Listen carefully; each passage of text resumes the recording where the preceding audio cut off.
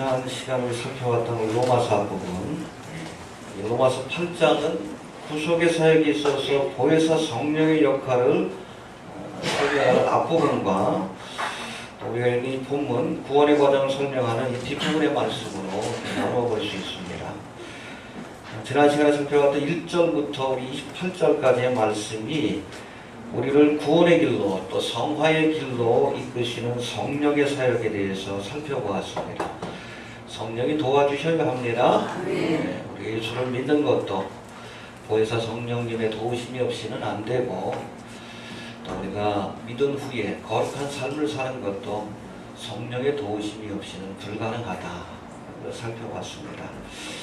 오늘 읽은 본문에서는 구원의 과정과 또 구원의 확신에 대한 말씀이 기록되어 있습니다. 먼저 우리가 지난 시간에 공부한 말씀들을 다시 한번 살펴봅니다. 그리스도의 영이요 하나님의 영이요 또 양자의 영으로 이렇게 표현되고 있는 이 성령 하나님을 내 마음에 모시게 되면 우리가 그리스도를 알게 되고, 할렐루야, 하나님을 알 수 있게 되고, 또 그리스도와 함께 하나님의 나라를 유업으로 얻게 되는, 하나님의 후사가 된 확신을 얻게 된다는 겁니다. 할렐루야. 성령님은 우리의 연약함을 도우시고 또 합력하여 선을 이루도록 우리의 삶을 이끌어가 주시는 보혜사 성령님이십니다. 보혜사가 되십니다. 그래서 이 헬퍼 되시는 보혜사의 도움이 없이는 우리가 온전한 믿음의 길을 갈 수 없다는 말씀을 살펴봤습니다. 이런 성령의 인도하심을 따라서 날마다 우리가 영으로서 몸의 행실을 죽이고 육의 생각이 아니라 영의 생각을 쫓으며 육체의 소욕이 아니라 성령의 소욕을 따라 살아가는 그러한 훈련을 해야 합니다.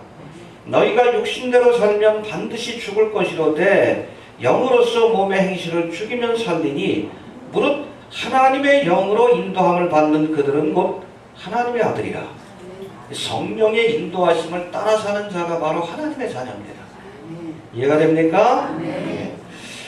이제 계속해서 이어지는 오늘 본문의 말씀 29절부터 살펴봤는데, 여기서는 하나님이 우리를 부르시는 구원의 과정, 짧게는 한 3가지 단계로 또는 5가지 단계로 이렇게 나눠서 볼 수 있는데, 이 구원의 과정과 또 구속받은 성도들이 하나님께서 나를 버리지 않는다는 확신 속에서, 구원에 대한 확신 속에서 살아갈 수 있는 몇 가지 이유에 대해서 우리에게 소개하고 있습니다. 구체적으로 한번 살펴봅니다. 먼저 우리 20절, 29절과 30절의 말씀에 보면 사도 바울이 하나님이 죄인들을 구원하시는 과정을 5가지 단계 혹은 3가지 단계로 나누어서 설명하고 있습니다. 29절, 30절 한번 봅시다. 시작. 하나님이 미리 하신 자들로 또한 그 아들의 형상을 본받게 하기 위하여 미리 정하셨으니 이는 그로 많은 형제 중에서 말같이 되게 하려 하십니다. 또 미리 정하신 그들을 또한 부르시고 부르신 그들을 또한 의롭다 하시고 의롭다 하신 그들을 또한 영화롭게 하시느니라. 예, 우리가 구원의 단계를 얘기할 때에 가장 중요한 것이 하나님의 부르심이 먼저 있었다. 해봅시다. 하나님이 불러주셨다. 우리 신학자는 콜링이라고 합니다. 소명이라고 얘기를 해요. 이 부르심에 아멘으로 응답함으로 우리가 구원의 길 혹은 사명의 길을 가는 거예요. 그래서 우리 그리스도인들에게는 first calling, 구원의 자리로 부르시는 부르심, 이 부르심에 대한 확신이 있어야 하고 second calling, 나를 사명자의 길로 이끄셨다라는 그런 확신, 2가지 확신이 필요하다는 겁니다. 제가 신학교 들어가서 그렇게 면접을 받을 때도 이 2가지를 물어봅니다. 아무리 성적이 좋아도 구원에 대한 확신, 퍼스트 콜링에 대한 확신 혹은 사명에 대한 확신이 없으면 목회자의 길을 갈 수 없는 거예요. 이해가 되십니까? 해봅시다. 하나님이 우리를 부르셨다. 근데 우리 29절에 보니까 부르시되 미리 아시고 미리 정하신 자들을 부르셨다라고 말씀합니다. 해봅시다. 미리 아시고 미리 정하시고 부르셨다. 알겠습니까? 예, 오늘 본문은 이 칼빈의 예정론이 나오게 된 근거가 된 말씀이기도 합니다. 이 예정론이라는 것은 근본적으로 구원의 선택이 인간의 조건과 자격에 의한 것이 아니라 전적으로 하나님의 은혜에 따른 것이다 라는 주장입니다. 하나님의 은혜로 비롯되는 겁니다. 알겠습니까? 예. 이러한 예정론은 나중에는 만물의 주인이신 하나님께서 온 우주 만물을 창조하시기 전부터 미리 영생을 얻을 자와 영원히 멸망할 사람을 미리 정하셨다는, 예정하셨다는 이중 예정론까지 발전하게 되었는데, 사실 이것을 주장했던 이 칼빈 자신도 이것은 무서운 교리라고 표현할 만큼 논쟁의 여지가 있는 그런 교리라고 우리가 보면 됩니다. 여러분, 이 칼빈이 주장했던 이 이중 예정론은 훗날 칼빈주의자들에 의해서 어차피 처음부터 구원받을 사람들과 그렇지 않은 사람들이 정해진 것이니 구원의 문제에 있어서 우리가 할 수 있는 것은 아무것도 없다. 어차피 구원받을 사람들은 그냥 대충 살고 죄를 지어도 어차피 구원받는 것이고, 아무리 선행을 하고 말씀대로 살려고 해도 이미 멸망받기로 작정되었으면 할 수 없다. 일종의 운명론으로까지 발전이 되었어요. 이건 분명히 잘못된 겁니다. 알겠습니까? 예. 사실 예정론과 운명론은 다른 거예요. 이해가 되십니까? 예. 그러나 우리가 본문의 말씀 하나님이 해봅시다. 미리 아시고 미리 정하시고 부르셨다. 예, 미리 아시고 정하셨다라는 이 말씀을 가지고 이중 예정론, 처음부터 구원받을 자와 구원받지 못할 자가 정해졌다, 이렇게 주장하는 것은 무리가 있습니다. 오늘 본문의 전체적인 맥락에서 우리가 살펴보면 오늘 본문은 이중 예정론을 설명하는 말씀이라기보다는 구원의 과정에 있어서 우리가 아니라 하나님께서 주도적인 역할을 하고 있다는 것을 강조한 말씀이에요. 해봅시다. 내가 아니라 하나님이 주도하셨다.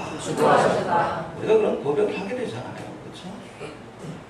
내가 하나님을 알기 전에 하나님이 나를 먼저 하셨고, 내가 하나님을 택하기 전에, 내가 하나님을 믿기로 결단하기 전에 하나님이 나를 먼저 택하셨고, 할렐루야. 아멘. 내가 하나님을 부르기 전에 하나님께서 나를 먼저 불러주셨다.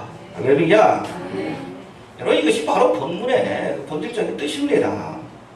이렇듯 나를 먼저 아시고 택하시고 불러주신 그 하나님의 부르심에 아멘으로 응답함으로 비로소 믿음의 여정이 시작이 되는 거예요. 해봅시다. 내가 하나님을 알기 전에 나를 먼저 아셨고, 내가 하나님을 택하기 전에 하나님이 먼저 택하셨고, 내가 하나님을 부르기 전에 나를 먼저 부르셨다. 이게 본문의 말씀의 본질적인 뜻이라고 이해하시면 됩니다. 믿습니까? 우리가 성경을 보면 위대한 믿음의 여정이 항상 하나님의 부르심으로부터, 콜링으로부터 시작되는 것을 우리가 알 수 있습니다. 창세기 12장에서는 갈대아우르 우상숭배의 땅에 살고 있던 아브라함을 찾아가 하나님이 저를 부르십니다. 본토와 친척과 아비집을 떠나 내가 내게 지시할 땅으로 가라. 그 부르심에 순종할 때에 이 아브라함이 믿음의 조상이 될 수 있었던 거예요. 불러주실 때 쫓아가야 합니다. 아멘. 믿습니까? 아멘. 이사야 6장에서는 우시야 왕이 죽던 해에 성전에서 기도하던 제사장 이사야가 하나님의 음성을 듣습니다. 내가 누구를 보내면 누가 나를 위하여 갈고, 이스라엘을 위해서 누가 선지자의 사명을 감당하겠냐. 이사야가 뭐라고 해요? 내가 여기 있나이다. 나를 보내소서. 그 부르심에 응답함으로 사명자의 길, 선지자의 길을 갈 수 있었다는 거예요. 이해가 되십니까? 네. 여러분, 우리가 복음서를 보아도 예수님의 12제자들 모두가 예수님께서 먼저 불러주심으로 제자의 길을 갈 수 있었던 겁니다. 사람을 낚는 어부가 되라, 나를 따르라 불러주실 때에 아멘하고 순종했기 때문에 제자의 길을 갈 수 있었던 거예요. 오늘 본문을 기록하고 있는 이 사도 바울 자신도 다메섹 도상에서 예수님의 부르심을 받고 이방인의 사도가 될 수 있었습니다. 할렐루야. 그렇죠. 본래는 이 다메섹으로 예수 믿는 사람들을 붙잡아 오기 위해서 길을 가다가 빛 가운데 임하시는 주님의 음성을 들었어요. 사울아 사울아 네가 어찌하여 나를 핍박하느냐. 이 말씀을 듣고 사울이 회개함으로 사울이 변하여 이방인의 위대한 사도 바울이 된 거예요. 불러주실 때 아멘 할 수 있게 되기를 바랍니다. 아멘. 내가 하나님을 알기 전에 하나님이 나를 먼저 아셨고, 내가 하나님의 이름을 부르기 전에 하나님이 내 이름을 먼저 불러주셨습니다. 주께서 부르실 때에 아멘함으로 믿음의 여정이 시작이 된다는 거예요. 아멘 할 수 있게 되기를 바랍니다. 예. 그리고 이렇게 부르신 다음에는 우리를 의롭게 해주셨다라고 말씀합니다. 30절 한번 봅니다. 시작. 또 미리 정하신 그들을 또한 부르시고 부르신 그들을 또한 의롭게 하시고 의롭게 하신 그들을 또한 영화롭게 하셨느니라. 예, 구원의 단계 첫 번째 단계는 하나님이 불러주시는 거예요. 뭐 그 전에 뭐 미리 아시고 정하시고 부르심을 설명하기 위한 그런 과정이라고 보시면 됩니다. 콜링이 있습니다. 예, 여기 아멘 해야 합니다. 그럴 때 하나님께서 우리를 의롭다라고 여겨주십니다. 할렐루야. 예. 그리고 뭐 오늘 본문에서도 확인할 수 있는 것처럼 잘 들으세요. 하나님께서 우리를 부르실 때 처음부터 의로운 자를 부르신 것이 아니라 부르신 후에 의롭다 해주시는 거예요. 알겠습니까? 예. 의로운 자를 부르신 것이 아니라 죄인들을 불러서 의롭다라고 해주시는 겁니다.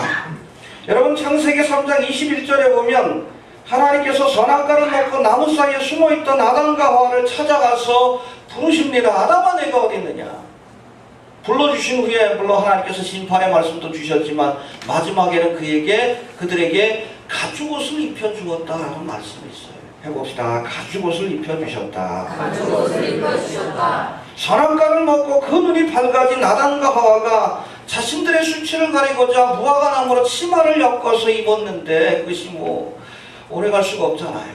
일시적인 겁니다. 그들을 위해서 그들의 수치를 가려주기 위해서 하나님께서 가죽옷을 입혀주셨다. 여러분 가죽옷을 만들기 위해서는 반드시 무죄한 짐승이 희생을 당해야 합니다. 이게 복음의 원형이에요. 알겠습니까? 해봅시다. 무죄한 짐승의 희생을 통해 우리의 죄가 가려진다. 이게 복음이에요. 이게 복음의 프로토타입, 원형이라고 얘기를 합니다. 굉장히 중요한 말씀이에요. 창세기 3장 21절이 이해가 되십니까? 예. 어린 양의 희생을 통해서 그렇게 우리의 죄가 가려진다는 사실을 바로 이 사건을 통해서 보여주시는 거예요. 그러니까 불러주시고 물론 심판도 하나님께서 말씀하셨지만 본질적으로는 그들의 수치를 가려주셨어요. 부끄러운 수치를 부르신 후에 의롭다 해주셨습니다. 해봅시다. 부르신 후에 의롭다 하셨다. 의의 옷을 입혀주신 겁니다. 이해가 되십니까? 여하튼 하나님이 범죄한 아담과 하와를 부르신 것은 그들의 죄를 가려주시기 위해서였습니다. 물론 죄를 가려주시기 전에 먼저 그들이 지은 구체적인 죄가 무엇인가를 드러내시고 이에 대한 심판도 내리셨지만 그 마지막엔 짐승을 희생시켜 준비한 가죽옷으로 그 수치를 그 죄를 가려주셨습니다. 부르신 후에 의롭다 하신 겁니다. 의로운 자를 부르신 것이 아니에요. 여러분이 부름받은 것은 남보다 의롭기 때문이 아니에요. 죄인이지만 불러주시고 가죽옷으로 덮어주신 거예요. 아멘. 해봅시다. 부르시고 의롭게 해주셨다. 순서가 바뀌면 안 됩니다. 거울링이 있고 그 부르심에 아멘 하고 쫓아가면 하나님께서 의의 옷을 입혀주시고 할렐루야 의롭다 해주시는 겁니다. 믿습니까? 예. 오라 우리가 서로 변론하자. 너희 죄가 주홍 같을지라도 눈과 같이 희어질 것이요 진홍같이 붉을지라도 양털같이 되리라. 할렐루야. 여러분 우리에게 주홍 같은 죄 진홍같이 붉은 죄가 있다 할지라도 오라 하시는 하나님의 부르심에 아멘으로 순종하면 우리의 죄가 어떤 것처럼 눈과 같이 양털같이 그렇게 희게 해주시고 의의 옷을 입혀주신다는 겁니다. 이해가 되십니까? 네. 그래서 세 번째 단계는 영화롭게 하셨다라고 말씀합니다. 그러니까 부르시고 의롭게 하시고 마지막 단계가 영화롭게 하셨다. 해봅시다. 부르시고 의롭다 하시고 영화롭게 하셨다.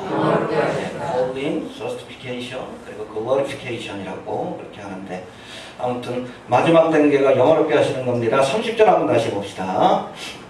시작. 또 미리 정하신 그들을 또한 부르시고 부르신 그들을 또한 의롭게 하시고 의롭게 하신 그들을 또한 영화롭게 하셨느니라. 예, 부르시고 의롭다 하실 뿐 아니라 영화롭게 하셨다. glorify라고 되어 있는데 영광스럽게 하셨다. 영광을 주셨다라고 이렇게 표현하고 있습니다.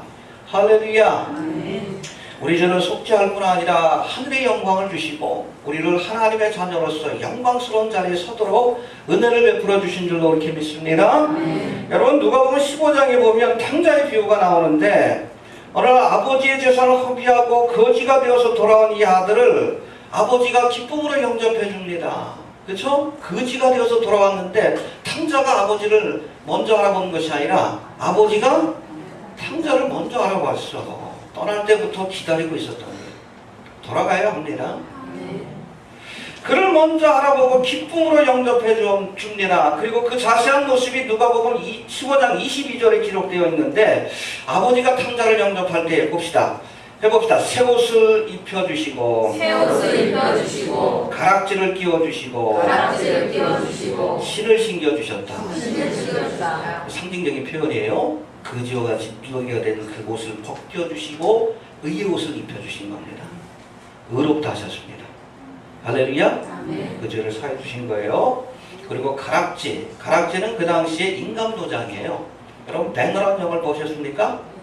그것도 계약 맺을 때 보니까는 이 가락지에 있는 인장을 팍 찍죠. 계약서에다가 딱 찍히도록. 이 가락지라는 것은 임금도장이에요. 굉장히 중요합니다. 이 탕자가 떠날 때 아버지 재산을 다 정리해가지고 그러고 떠났어. 거기서 그냥 이방 땅에 설왕방탕해가지고 다 이것을 다 탕진하고 돌아왔지만 상속권을 다시금 회복시켜준 거예요. 나중에 큰아들이 불만을 얘기하잖아. 그렇죠? 해봅시다. 가락지를 끼워주셨다. 하나님의 나라를 얻을 수 있는 후사로서 상속자로서 인정해 주셨다는 거예요. 그리고 그에게 신발을 신겨주셨다라고 성경은 말씀하고 있습니다. 여러분 신을 신겨주었다는 것은 그를 종이 아니라 아들로 받아주신다는 상징적인 표현입니다. 그 당시에 여러분 종들은 신발을 신을 수가 없어. 아들들만이 신을 신을 수가 있는 거예요. 사실 이 탕자가 돌아오려고 했을 때 이방 땅에서 고생하다가 아버지 집에 돌아가기로 했을 때 아들로 받아달라고 돌아가는 것이 아니에요. 품꾼 중에 하나로 삼으셔서 종으로 일하겠다라고 찾아간 거예요. 근데 이 아버지는 그를 품꾼으로 받아준 것이 아니라 아들로 신발을 신겨준 거예요. 여러분 영화롭게 하신다는 것이 바로 그런 뜻입니다. 할렐루야. 허물과 죄로 인해서 죽을 수밖에 없는 우리를 구원하실 뿐 아니라 우리에게 의의 옷을 입히실 뿐 아니라 손에는 가락지를 끼워주시고 발에는 신을 신겨주심으로 하나님 나라의 후사로서 할렐루야 우리를 받아주시는 줄로 그렇게 믿습니다. 지난 시간에 우리가 살펴본 것처럼 하나님의 나라를 유업으로 얻을 수 있는 하나님의 아들로 양자의 영을 부어주시사 후사로 삼아주시는 줄로 그렇게 믿으시길 바랍니다. 이 영화롭게 하셨다는 단어가 헬라어로는 엑도사센이라고 되어 있는데 과거형으로 되어 있습니다. 여러분 우리가 구원받는 순간부터 이미 하나님께서는 영광을 주신 겁니다. 하나님의 아들로 받아주신 겁니다. 상속자로 받아주신 겁니다. 이처럼 이미 영화롭게 하셨지만 궁극적인 영광은 바로 우리가 이 비천한 육신의 몸을 벗고 하늘의 신령한 영광스러운 몸을 입는 그 순간 바로 부활의 영광에 참여하는 순간 주어지게 된다는 것을 기억할 수 있게 되기를 바랍니다. 예수를 믿는 자들에게 하나님께서 우리에게 부활과 하나님 나라의 영광을 약속해 주고 계십니다. 얻게 될 줄로 그렇게 믿습니다. 예. 인내합시다. 예. 하나님께서 영광으로 하늘의 영광으로 부활의 영광으로 갚아주실 줄로 그렇게 믿습니다. 이제 두 번째 31절부터 39절까지의 말씀, 여기는 성도의 견인 혹은 우리가 구속받은 이후에도 하나님께서 나를 붙들어 주신다는 확신 가운데 살 수 있는 이유에 대해서 설명합니다. 할렐루야. 31절부터는 구원의 확신에 대한 말씀입니다. 하나님이 우리를 위하시면 그 누구도 우리를 대적할 수 없다. 할렐루야. 봅시다. 31절 시작.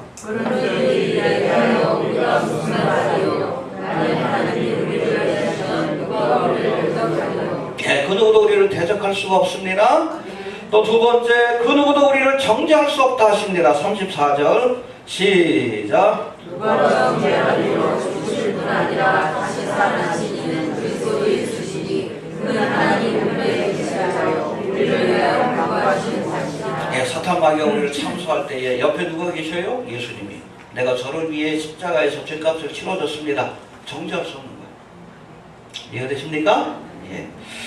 그리고 구체적으로는 그 누구도 우리를 그리스도의 사랑에서 끊을 수 없다라고 말씀합니다. 35절 한번 봅시다. 35절 시작. 누가 우리를 그리스도의 사랑에서 끊으려 환난이나 공고나 핍박이나 기근이나 적신이나 위험이나 가리라. 예, 우리가 구속받은 하나님의 자녀가 되었으면 그 누구도 우리를 대적할 수 없고 우리를 정죄할 수 없고 또 한 가지 우리를 그리스도의 사랑에서 끊을 수 없다. 할렐루야. 아멘. 그런 거로 구원의 확신 가운데 살아가라. 바로 그 말씀을 주고 계신 거예요. 그래서 구체적으로 우리 35절에 나온 것처럼 환난이나 곤고나 핍박이나 기근이나 적신이나 위험이나 칼이나 이런 외적인 것들이 우리를 하나님의 사랑에서 끊을 수 없다. 이 적신이라는 것은 뻘거벗겨가지고 사람을 고통을 주는 거예요. 그래서 적신이라는 뜻이 그겁니다. 여하튼 그런 어떤 환난과 핍박도 하나님의 사랑에서 우리를 끊을 수 없다. 할렐루야. 아멘. 또 38절부터 39절까지 봅시다. 시작. 내가 확신하노니 사람이나 생명이나 천사들이나 권세자들이나 현재인이나 장래인이나 능력이나 높음이나 깊음이나 다른 아무 피조물이라도 우리를 우리 주 그리스도와 예수하는 하나님의 알겠습니까? 여기 보면 사명, 천사, 권세자들 그 어떤 영적인 피조물이든 육적인 피조물이든 우리를 그리스도의 사랑에서 끊을 수 없다. 어떤 핍박과 환난도 어떤 피조물도 우리를 그리스도의 사랑에서 우리를 끊을 수 없다라고 분명히 말씀하고 있습니다. 할렐루야. 아멘. 그 어떤 피조물도 영적인 피조물이든 육적인 피조물이든 그 어떤 피조물도 그리고 그 어떠한 외적인 핍박과 환난과 고난도 우리를 그리스도의 사랑에서 끊을 수 없다라고 분명히 말씀하고 있습니다. 여러분, 하나님이 우리를 위하시기 때문에 그 어떤 것도 우리를 대적할 수 없고 정죄할 수 없고 그리스도의 사랑에서 우리를 끊을 수 없습니다. 이처럼 구속받은 성도들은 하나님께서 항상 나를 붙들고 계신다, 나를 붙잡아 주신다, 내 편이 되어 주신다, 이런 확신 속에서 살아야 합니다. 아멘. 이해가 됩니까? 아멘. 그 어떤 피조물이라도 우리를 우리 주 그리스도 예수 안에 있는 하나님의 사랑에서 끊을 수 없다라고 선포하고 있습니다. 믿습니까? 아멘. 그러나 이 말씀과 함께 우리가 한 가지 기억할 게 있어요. 그 어떤 피조물이나 외적인 조건들도 우리를 하나님의 사랑에서 끊을 수는 없지만 한 가지 기억하십시오. 우리 스스로가 하나님의 사랑을 저버리고 떠나는 것은 하나님도 어쩌지 못합니다. 배도예요. 이해가 되십니까? 어떤 외적인 조건이든 그 어떤 영적인 피조물도 우리가 하나님과 우리 사이의 관계를 끊을 수 없어요. 그러나 내 스스로가 하나님과의 관계를 정리하고 불신의 길을 가는 것은 하나님도 막지 못하십니다. 왜? 우리에게 자유의지를 주셨기 때문에. 여러분, 탕자가 아버지 곁을 떠났을 때 아버지가 억지로 데려온 게 아니에요. 돌아올 때까지. 알겠습니까? 왜요? 자유의지를 주셨기 때문에 그래요. 떠나는 그 순간부터 기다리셨어요. 그러나 억지로 사람을 보내가지고 끌고 오지 않았습니다.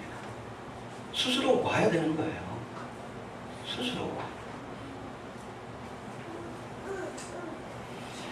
하나님께서 우리 인간들에게 자유의지를 주셨기 때문에 우리가 하나님을 믿다가도 하나님의 사랑을 저버리고 떠날 수도 있는 것이고, 또 하나님 앞에 회개하고 돌아갈 때도 내가 결정해야 합니다.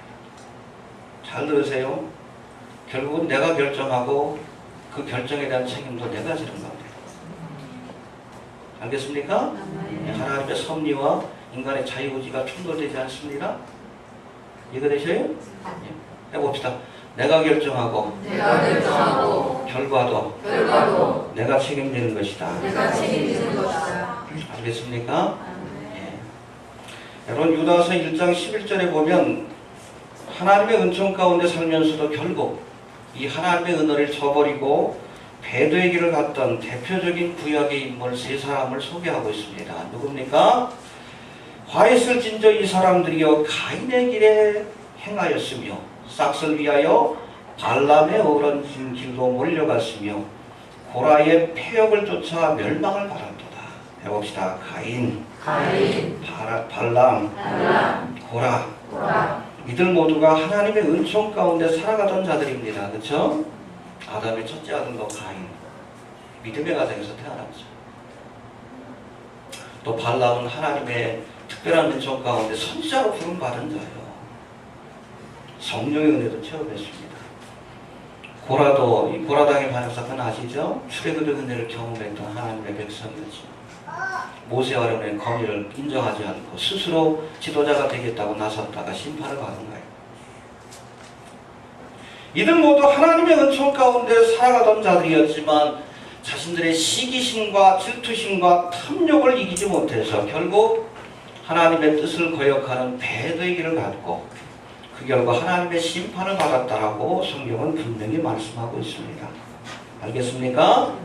가룟 유다도 비록 12제자 가운데 선택되는 특별한 은총을 경험했지만 물질에 대한 욕심을 버리지 못해서 은삼십의 예수를 팔아넘겼어요. 배도의 길을 가는 자들이 있습니다. 원래 그렇죠? 근데 하나님을 위해서 열심히 일했던 주의 종들이 세상에 대한 욕심, 명예, 권세 욕심, 이것 때문에 배도의 길을 가고 교회를, 한국 교회를 배도의 길로 이끌고 있는 사람들이 있어요. 그 결과를 책임져야 합니다. 내가 선택하는 것이고 내가 책임지는 거예요. 그 어떤 외적인 것들도 핍박도 우리를 하나님의 사랑에서 끊을 수 없지만 내가 스스로 선택하여 배도의 길을 가는 것은 하나님도 어쩌지 못합니다. 이해가 되십니까? 우리가 어떤 상황 속에서도 하나님이 나를 붙들어 주신다는 확신 가운데 살아가되, 그렇죠? 어떤 핍박과 환난 속에서도 끝까지 나를 붙들어 주신다. 그 어떤 존재도 나를 하나님과의 사랑에서 끊을 수 없다. 그런 확신 속에서 살아가되, 한편으로는 예수님을 믿는다고 하면서도 죄와 욕심을 버리지 못하면 나도 가인과 같이, 발람과 같이, 가룟 유다와 같이 배도와 멸망의 길을 갈 수 있다는 그러한 사실도 인정해야 하는 겁니다. 이해가 됩니까? 네. 어떤 길을 선택하든 내가 선택하는 것이고 선택에 대한 책임도 내가 지는 겁니다. 그게 바로 믿음의 길이에요. 알겠습니까? 네. 정리합니다. 내가 하나님을 알기도 전에 하나님이 나를 먼저 아시고 내가 하나님을 택하기 전에 하나님이 먼저 나를 택해 주시고 때가 되면 나를 불러 의롭다 하시고 하나님의 자녀가 되는 영광을 주셨습니다. 할렐루야. 네. 환난이나 권고나 천사들이나 권세자들이나 그 어떤 외부적인 것들도 우리를 그리스도의 사랑에서 끊을 수 없습니다. 그 어떤 외적인 것들도 우리를 그리스도의 사랑에서 끊을 수 없지만 우리도 욕심에 사로잡혀 발람과 같이, 가룟 유다와 같이 그렇게 스스로 배도의 길을 가서 멸망의 길을 갈 수도 있다는 사실을 늘 기억해야 합니다. 알겠습니까?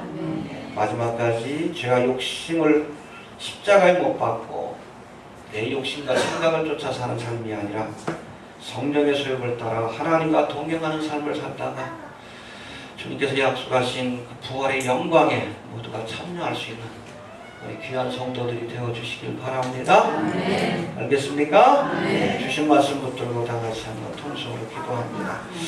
하나님